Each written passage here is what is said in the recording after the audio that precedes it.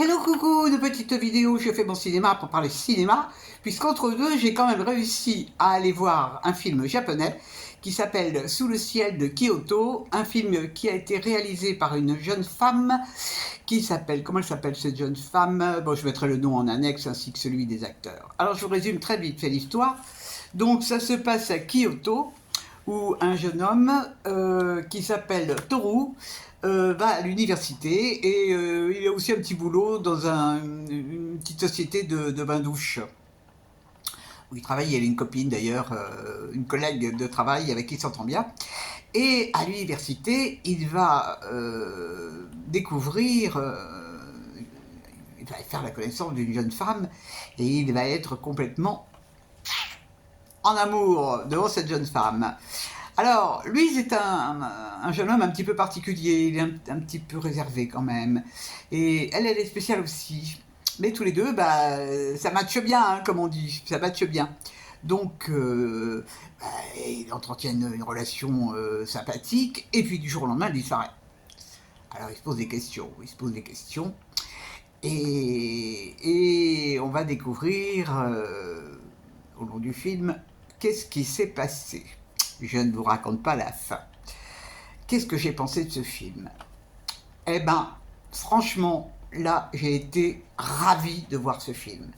Parce que ça aborde tellement de sujets concernant les jeunes, parce qu'ils sont jeunes tous les deux, hein, tous les trois, que j'ai été franchement ravi.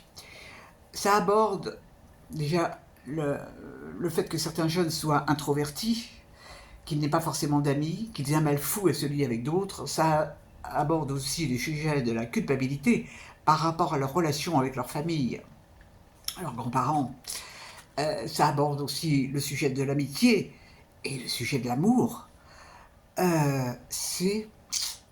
Alors, ça dure assez longtemps. J'ai été un petit peu sur la réserve au début, et puis je suis complètement rentré dans l'histoire, et là j'ai vraiment été charmé. Charmé parce que il y a des choses drôles aussi, il y a des choses un petit peu absurdes, mais il y a une sensibilité. Oh là là là là, ce garçon qui est tout le temps avec un parapluie, même quand il pleut pas, ça lui sert de rempart par rapport aux autres. La jeune fille aussi, elle a beaucoup de barrières. Et il y a des mots qui sont dits, des dialogues qui sont d'une beauté, vraiment, ben, chapeau, hein.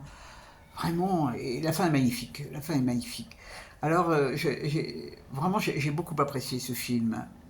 Les acteurs sont très touchants en plus.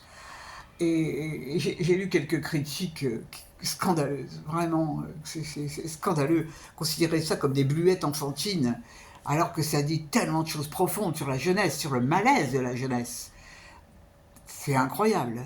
Et ben non, ben les critiques, non. Bon, enfin bref, on s'en fout des critiques professionnelles. Nous, le public, on ressent ce qu'on veut, et c'est ça qui est important.